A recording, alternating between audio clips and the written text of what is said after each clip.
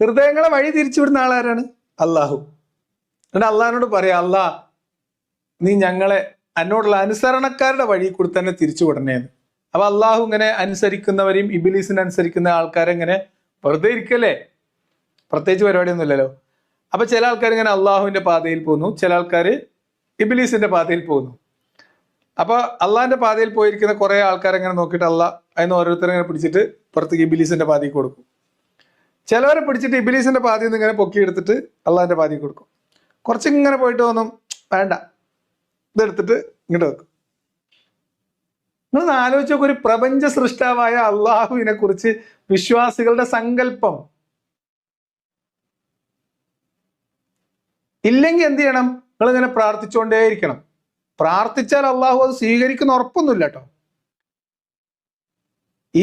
ഞങ്ങളെ ഈ എന്നോടുള്ള അനുസരണയിൽ ഉറപ്പിച്ച് നിർത്താനേ പഠിച്ചു